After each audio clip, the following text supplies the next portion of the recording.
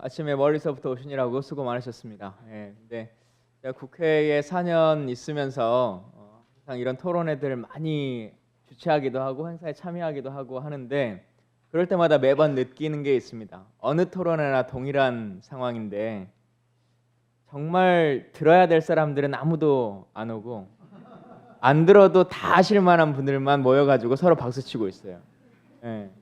이 자리에 자유당 의원분들 그리고 뭐 국민의당 의원분들 2개, 3개 더 사야 된다고 하는 대선 주자 뭐 이런 분들도 다 오시고 국방부 직원분도 오시고 하셔야 될 것 같은데 그 정말 들어야 될 분들은 거의 오시지 않은 국방부 직원만 한두 분 오신 것 같은데요.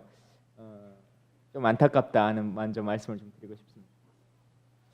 오늘 주제 내용이 뭐 사드의 군사적 효용성이나 뭐 이런 것들은 이미 여기 계신 분들이 다 전문가로 계시는 분들이라 할 필요가 없을 거고 원래 제목 자체가 국회 역할을 중심으로 해보자라고 하는 토론회인데요. 그 얘기를 조금 드려보려고 합니다. 국회가 여러분들이 보시기에 일을 좀 안 하죠. 오늘 토론회도 보면 명확하게 나옵니다. 전직 국회의원이라고 하는 저는 토론문을 한 장도 내지 않고 백지로 제출했죠. 열심히 일을 좀 안 하고 또 대선 국면이 오고 막 하다 보니까 더 그런 것 같은데 있어 보면 국민들도 그렇고 행정부에 있는 사람도 그리고 국회에 있는 사람들도 우리가 삼권 분립이라고 하는 것에 대한 기본적인 취지나 고민들이 잘 되지 않는 것 같습니다. 국회가 어떤 일을 할 수 있는 것인가라고 하는 고민도 좀 부족하죠. 그러니까 사드 배치를 철회하거나 결정하거나 뭐 하는 것들은 정부가 하는 역할이지 국회가 할 역할인가라고 하는 고민들을 많이 하다 보니까 다음 대통령이 뽑히면 이 박근혜 정부가 끝나고 나면 뭔가가 바뀌지 않겠느냐라고 하는 생각들만 우리 머릿속에 시민들도 그렇고 국회에 있는 분들도 좀 그런 것 같습니다. 그래서 초인처럼 백마 타고 나타나는 그런 멋진 사람이 선의로 행정을 해주면 아주 좋게 나라를 이끌어주면 세상이 좋아지고 그 사람이 나쁘게 행정을 하면 그냥 지금처럼 국정농단이 된다. 딱 이렇게 보고 있는데 실제 국회가 일을 하려고 치면 할 수 있는 일들이 많이 있는데 국회 스스로도 좀 안 합니다. 그래서 몇 가지 좀 제안 드리려고 합니다. 국방위가 기본적으로 예산에 대한 권한을 가지고 있죠. 근데 원칙적으로는 정부가 예산을 편성하고 국회는 그것을 심의하고 삭감하고 조정하는 역할 등을 하는데요. 우리가 그 조정 역할도 사실 제대로 잘 하지 않습니다.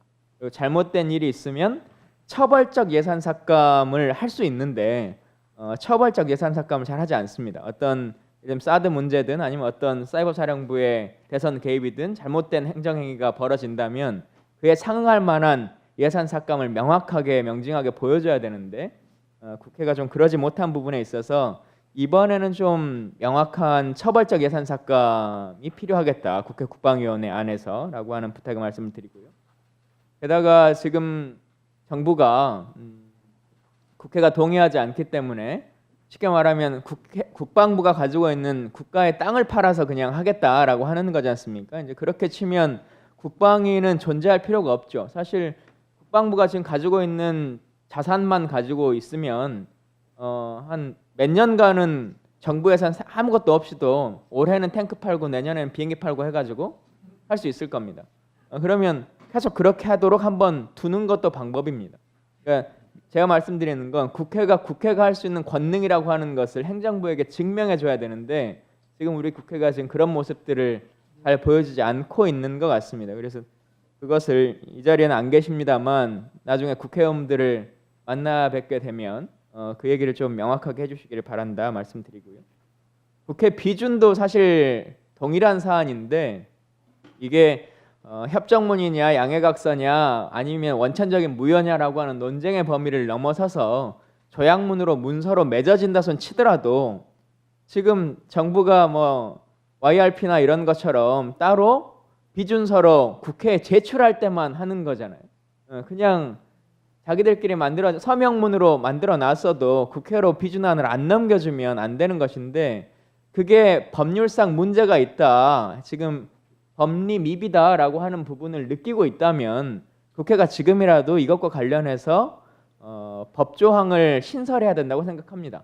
법이 잘못돼 있다라고 하는 것만 계속 주장하고 있으면 안 되는 거죠. 잘못됐으면 최소한 어떠한 부분에 있어서는 지금 이제 문제가 되는 게 그러지 않습니까? 국가 안보와 관련한 사항이라든가 아니면 예산이 수반된다라고 하는데 예산의 기준을 예를 들면 500억 이상의 신규 투자라고 하면 어떻게 한다든가 아니면 300억 이상의 무기 도입은 어떻게 한다든가라고 하는 것의 기준을 정해서 법률이나 조항을 통해서 정확하게 입법 미비를 조정하는 것이 필요하겠다라고 하는 말씀드리고요.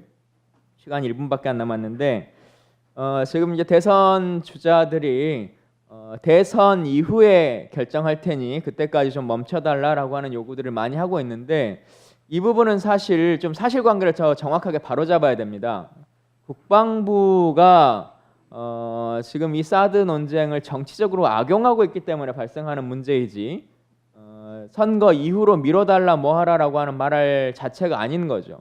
잘 아시는 것처럼 사드 배치를 12월 정도까지 추진하겠다라고 하는 말들을 계속해 왔던 거지 않습니까? 근데 갑자기 조기 대선이 이루어지니까 4월, 5월에 하겠다라고 지금 선언하는 거예요. 그러니까 군사적 이용도에 따라서 해야 된다면 원래 하던 계획대로 12월 배치 기준에 맞춰서 국방부는 자기 원칙에 맞춰서 일을 진행해 나가야죠. 제가 그렇게 꼭 진행하라는 것이 아니라 하려고 했으면 그 프로세스에 맞춰서 가야 되는 것인데 갑자기 박근혜 정부가 짧아지니까 박근혜 정부 안에 하겠다라고 하는 걸로 가는 거잖아요. 그러면 이 자체가 군사적 효용성이나 안보적 측면이 아니라 정치적 활용도로 인해서 이것을 처음부터 시도했다라고 하는 것을 국방부가 말하고 있는 것이기 때문에 결국은 대선 국면에 지난번 제주 강정마을의 사건처럼 상황처럼 대선 딱 벌어지면 각각의 후보들이 이 국방부가 포크레인 10대 밀고 들어갈 때 그때 후보들은 어떤 입장 취할 거냐라고 하는 것을 정치로 보여주기 위한 쇼를 만드는 거 아니겠습니까? 그러니까 이렇게 국방부가 국가 안보라고 하는 것을 정치적인 이유로 활용하지 않기를 다시 한번 촉구드립니다. 그리고 대선 주자분들도 본인이 대통령이 되면 어떤 역할을 하겠다라고 하는 내 정부에서는 어떤 걸 하겠다라고 하는 말씀도 중요한 말씀입니다만 지금 이 시기에 국회가 해야 될 역할들에 대해서도 방기하지 말고 이러이러한 것들을 해달라라고 하는 요구도 조금 더 명확하게 야권의 주자들이 해주셨으면 좋겠다는 말씀드립니다. 이상입니다. 예, 고맙습니다.